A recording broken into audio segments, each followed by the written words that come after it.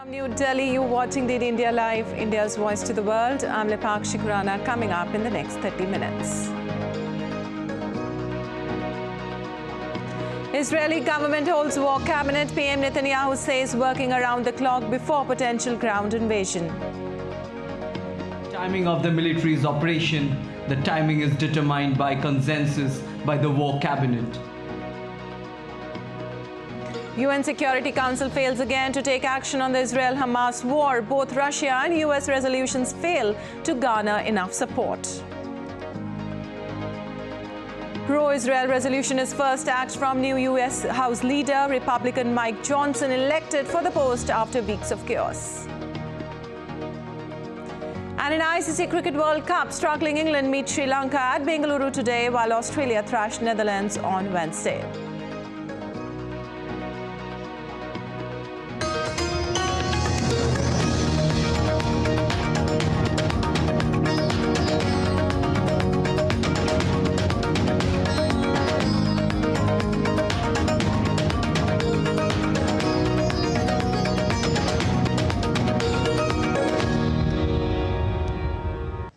And as Israel prepares for a ground invasion on Gaza, the Israeli government convened a war cabinet in Tel Aviv. Leaders of opposition parties have also participated in the meeting. The conflict between Israel and the Palestinian group Hamas entered its 20th day on Thursday. More than 7,900 people have been killed in the conflict that began on October 7th.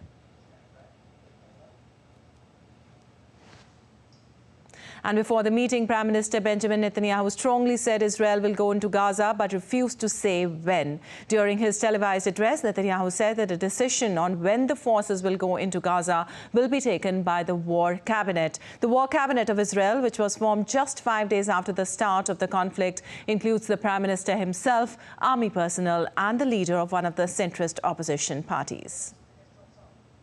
We are raining hellfire on Hamas. We have already killed thousands of terrorists, and this is only the beginning. Simultaneously, we are preparing for a ground invasion. I will not elaborate on when, how, or how many. I want to be clear. The timing of the military's operation, the timing is determined by consensus by the war cabinet. Together with Chief of Staff and the cabinet, we are working to ensure the ideal conditions for our troops for the next operations. And the United Nations Security Council has rejected 2 resolutions on the escalation of violence in Israel and Gaza. The United States and Russia each put forward a draft calling for the Council to address shortages of food, water and other necessities in Gaza. But Russia's resolution demanded a humanitarian ceasefire, something the US has not supported. Sally Patterson has more. Negotiations were going on right up to the last minute, with the scheduled Security Council meeting pushed back to allow talks to continue.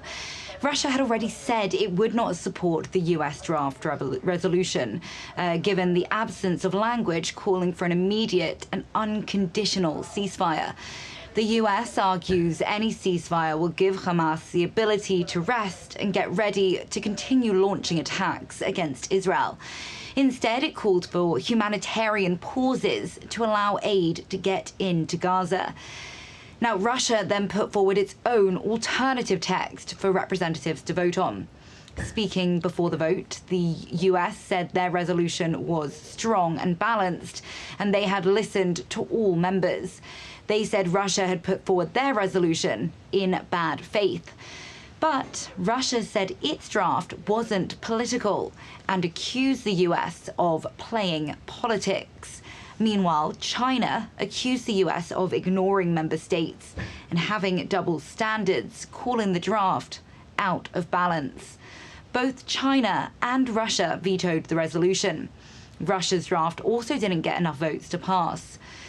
This was the second time in 10 days the Council considered drafts on the crisis in the Middle East. It so far failed to adopt any resolutions on the recent escalations in Israel and Gaza. Sally Patterson in New York, reporting for DD India.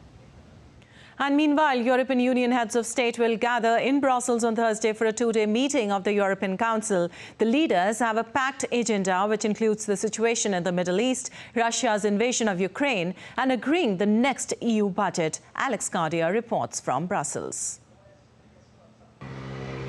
Well, the first order of business for the European Union's 27 heads of state and government will be to discuss the call for a humanitarian pause in Israel's bombardment of Gaza. That's a move backed by UN Secretary-General Antonio Guterres. Now, countries like Germany and the Czech Republic have been reluctant to fully endorse the move for fear of not seeming supportive enough of Israel, while others, like Ireland and Spain, have pushed for this to become EU policy as quickly as possible.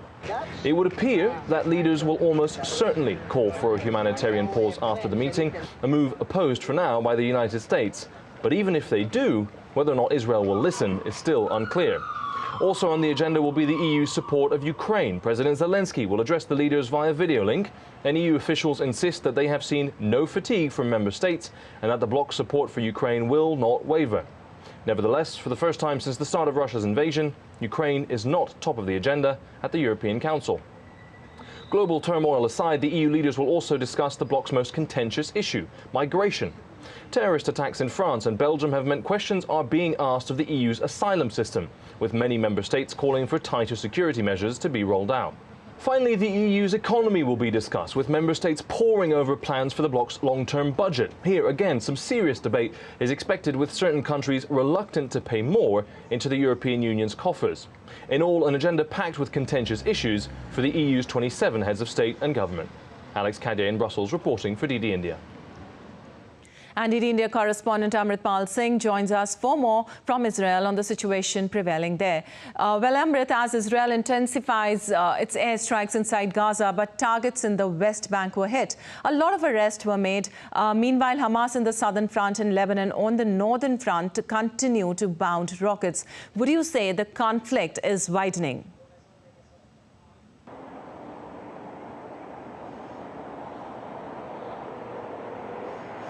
Yes, you could say the conflict is showing signs of widening. There is a threat of spillover, but it's already started showing signs of widening.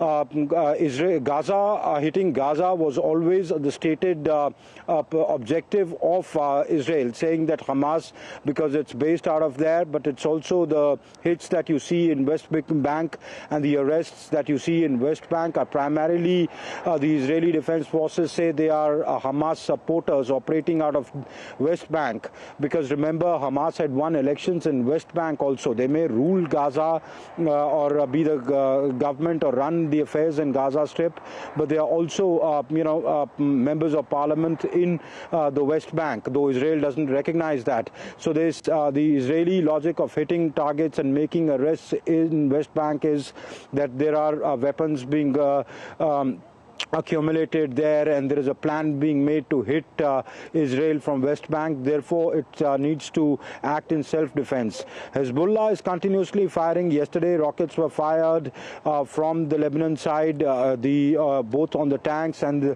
some fell in the open.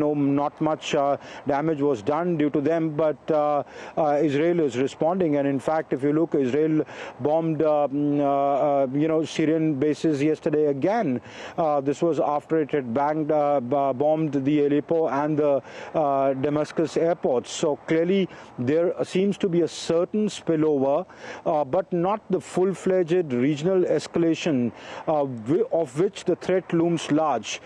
That perhaps is not happening because there are international pressures. The US is working, US and the other Western countries are working closely with their Arab counterparts, with their Arab allies, primarily Egypt, Saudi Arabia, to see that it does not, conflagrate further.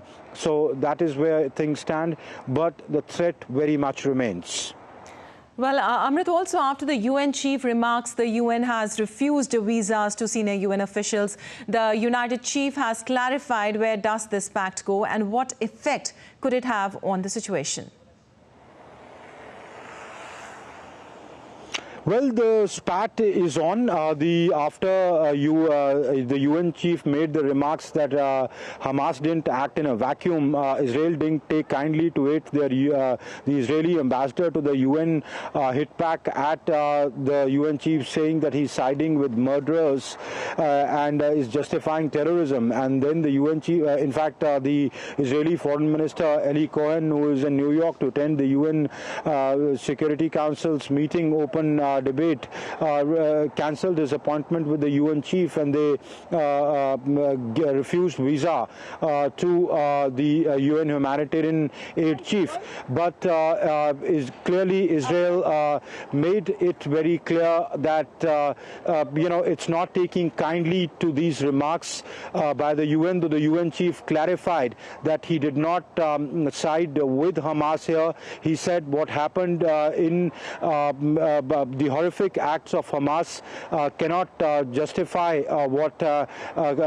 anything, and Palestinians are not responsible for it. So he clarified, and he said that those acts remained horrendous, and therefore it's very clear that it is a spat, but how far will it go, we'll have to see in the coming days. Well, Amrit, thank you so much for that update from Israel. And moving on, Israeli chief military spokesperson Daniel Hagari, in his regular briefing on Wednesday, said the war with Hamas will be long as Israel stepped up bombings of Gaza ahead of a ground invasion. This war will be long, and in order to meet the goals of this war, we need resilience, we need faith, and we need patience. Military forces are deployed extensively around the Gaza Strip. We are ready on defense, on offense, and we are also preparing for the next stage of this war. Also, Israeli rabbis and representatives of those believed kidnapped and held by Hamas fighters in the Gaza Strip gathered in Jerusalem to pray for the release of the hostages. The event, called a Global Day of Prayer and Unity, was organized by the Jewish religious school and institution Esh on a rooftop of the Old City overlooking the Western Wall Plaza. The ceremony was broadcast live worldwide to schools, organizations and individuals from across the international Jewish community to pray for the welfare of the abducted and missing persons and call for their immediate release.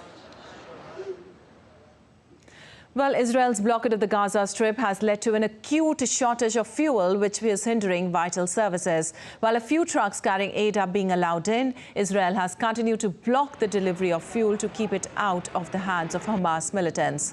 The shortage is affecting the function of paramedics and civil defense crews in Gaza. Doctors in Gaza have called upon residents to donate any stored fuel they may have. The World Health Organization has warned that every hour of delay in delivering further aid puts lives at risk.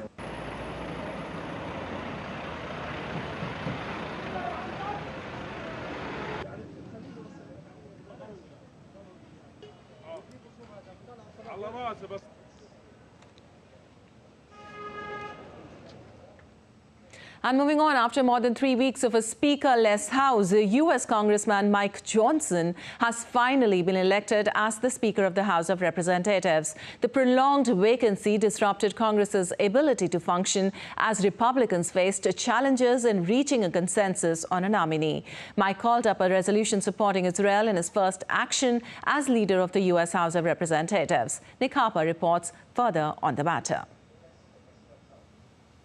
It's a funny old world, the world of US politics. 36 hours ago, hardly anyone had heard of Mike Johnson. Now he's been catapulted to fame.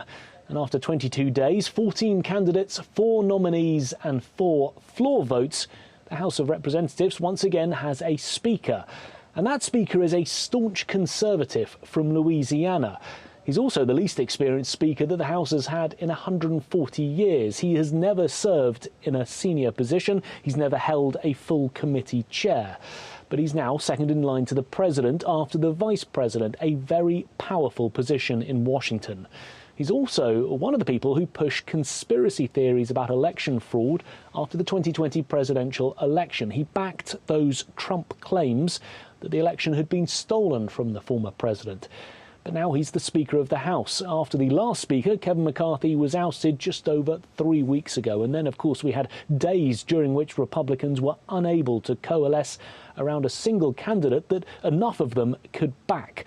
Johnson's to-do list is particularly long. He has to deal with White House demands for more than $106 billion of funding for Ukraine and Israel in their conflicts. And then there's the looming government shutdown. The 17th of November is the date by which new legislation needs to be passed to prevent a shutdown. All of those things will be very difficult for a congressman with little experience, having served in the House for only 6 years. Nick Harper in Washington, reporting for DD India. And now let's take a look at the news from around the world. Mexican beach resort of Acapulco continued to reel from the aftermath of the Hurricane Otis, which roared into the city early on Wednesday as a rare Category 5 storm and one of the strongest to ever hit Mexico's Pacific coast, battering hotels, ripping off roofs and smashing windows. Videos posted on social media showed rooms wrecked by the passing of the hurricane, ceilings and walls rent open. Cyclone Hamoon made landfall in southeast Bangladesh. It brought with it strong winds and rain, damaging hundreds of homes and killing at least 3 people. Thousands of trees were uprooted and corrugated sheets destroyed in a cyclone in Bangladesh, causing damage to houses and tarpaulin-covered bamboo shanties in Rohingya refugee camps. Most people were evacuated to shelters, but many families slept outside. Power supply and internet connections remained down. Environmental activists gathered in front of Bolivia's defense ministry to call for action against the wildfires that are burning throughout the Andes and generating dangerous air pollution in numerous communities. La Paz's air quality index has risen to 194, posing a health risk. Activists protested for a national emergency to protect biodiversity in fire-hit areas, including Santa Cruz and North La Paz. In Cochabamba, a cloud seeding operation was launched to reduce rainfall. At least 16 active fires have been reported. And thousands of beautifully carved and illuminated Halloween pumpkins are drawing large crowds to the Santa Monica Mountains, which are located close to Los Angeles. Known as Nights of the Jack, the occasion is a spectacular Halloween extravaganza that includes carved pumpkin pictures of Hollywood celebrities, dinosaurs and aliens. The event uses between 4,000 and 5,000 pumpkins for the exhibit, and it takes around 25 minutes to traverse the course. The Halloween display is open until November 1st. And still to come on this edition of DD India Live. After a month of total suspension, India resumes visa services to Canadians for select categories. We show you glimpses of the much-awaited, extravagant and spectacular International Kullu Dashera Festival. And Goa's all geared up for the 37th National Games to be held in the city for the first time.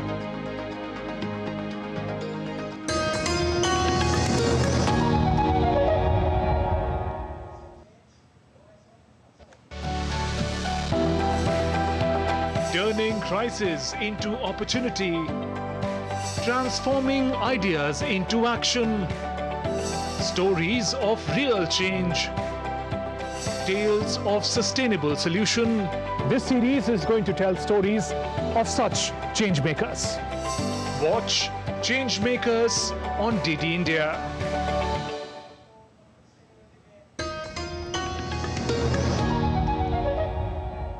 You're watching DD India Live. I'm Vipakshi Khurana, and moving on, the UK government has released a new report warning of the threats posed by artificial intelligence. This comes as the UK is set to host the world's first global AI summit next week. Prime Minister Rishi Sunak is expected to provide an address later today on the challenges posed by this technology as the UK tries to position itself as a global leader on AI. William Denselor reports from London. This new UK government report focuses on both the risks presented by artificial intelligence as well as the benefits it can provide. The paper addresses a few key topics, including the safety and security risks of generative AI, the capabilities of this technology, and the risks that could emerge in the future. Later on Thursday, UK Prime Minister Rishi Sunak is expected to urge the international community to embrace the benefits that this technology can provide, whilst also taking its risks seriously. Roughly 100 elected officials and industry experts are expected to convene for the first ever AI summit next week. The event will be held in England's Bletchley Park, where the Nazis' Enigma code was cracked. Attendees will hope to use the summit to help figure out how AI technology can be harnessed safely. The benefits of AI are boundless, but officials warn that the threats are substantial. Much attention at the summit is expected to be on the risks posed by non-state actors and the dangers of AI being used to conduct cyber attacks or create bioweapons. Participants will also be discussing the risk of losing control of AI and the potential perils if systems start operating autonomously. The summit seeks to build momentum globally for AI regulations, as the UK seeks to position itself as a leading player on the issue. William Denslow in London, reporting for DD India. And India resumes visa services to Canadians for select categories on Thursday, month after it had suspended following tensions with the North American country. The Indian High Commission in Ottawa said that the High Commission and Indian Consulate Generals in Toronto and Vancouver decided to resume visa services for 4 categories: entry, business, medical and conference. It said emergency situations will be addressed by the High Commission and Consulates General. And now let's take a look at other stories making news today. Indian Army organizes an agricultural awareness program in Indian state of Jammu and Kashmir. The program was organized in collaboration with the Agricultural Department of the state and was designed to educate farmers about modern agricultural techniques such as crop rotation and crop diversity, among others. The High-Level Committee on One Nation, One Election held its second meeting on Wednesday. The Law Commission of India during the meeting elaborates its suggestions and viewpoints on the issue of simultaneous elections in the country. A website was also launched during the meeting to provide a platform for interaction and receiving suggestions from all stakeholders. President Draupadi Murmu will inaugurate the Golden Jubilee Foundation Week of Indian Institute of Management in Bangalore today. During the event, President Murmu will release a book and film on IIM Bangalore campus. On the second day of the International Kulu Dussehra Festival in Indian state of Himachal Pradesh, foreign artists from 14 countries presented a beautiful display of the folk culture of the world in the cultural parade. Artists gave spectacular performances in Pahari cultural costumes.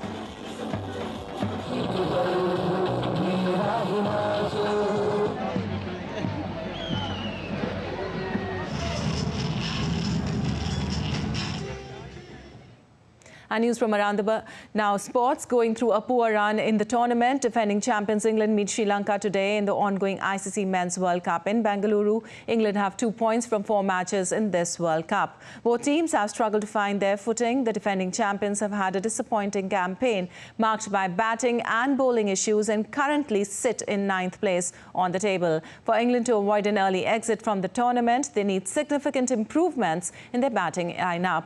They have struggled with their batting, with only David Malan and Joe Root making significant contributions in recent matches. While Sri Lanka is also dealing with injuries and inconsistent performances, their bowling has been leaky and they have conceded high scores in previous matches. Despite winning against the Netherlands, they are not in great form. The clash will start at 2 p.m. IST or 8:30 a.m. GMT. And in a remarkable World Cup match, Adam Zampa's exceptional performance with 4 wickets played a crucial role as Australia secured their biggest World Cup victory by defeating Netherlands by 309 runs. Australia chose to bat first, with David Warner leading the way with an explosive start, striking 4 consecutive fours against Aryan Dutt. The Australian innings saw a remarkable display of power hitting as Glenn Maxwell blazed his way to the fastest World Cup century in just 40 balls. However, Logan Van Beek struck again, taking back-to-back wickets by dismissing Glenn Maxwell and Mitchell Starc. Pat Cummins concluded Australia's innings with a boundary. In the end, Adam Zampa's crucial wickets ensured a dominant victory for Australia in this World Cup match.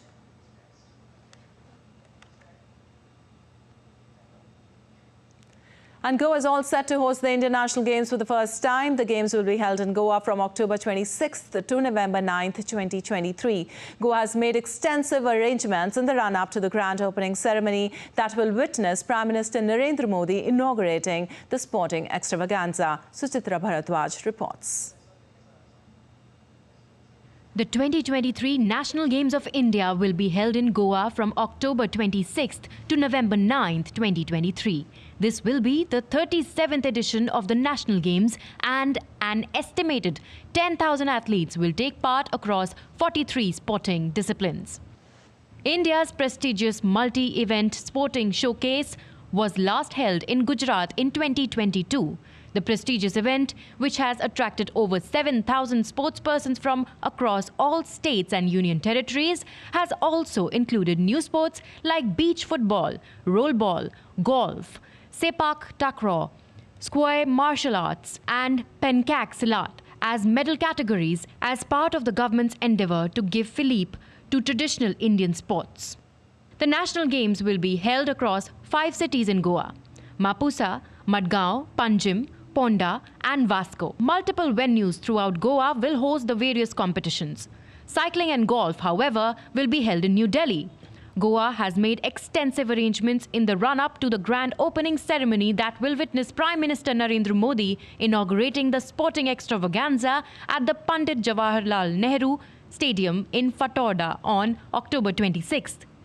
Goa will host the National Games for the first time. In the previous edition hosted in Gujarat, the Services Sports Council Board emerged as champion, representing the Indian Armed Forces. They secured 128 medals, including an impressive 61 gold medals. After a long wait, Goa is finally hosting the National Games for the first time. This edition is going to be bigger, with more than 10,000 athletes participating in 43 sports. We will also see the debut of some new sports in this edition. So the next 2 weeks are going to be super exciting for the sports lovers. With camera person Sumit Dhiman, this is Suchitra reporting for DD India from Goa. Well, that's all for this edition of DD India Live, but let us know your thoughts on the news of the day. You can connect with us on Facebook, X, formerly known as Twitter and Instagram. We'll be back with more news as it breaks here on DD India. Lipakshi Khurana from all of us here in Delhi. Thanks for watching DD India Live.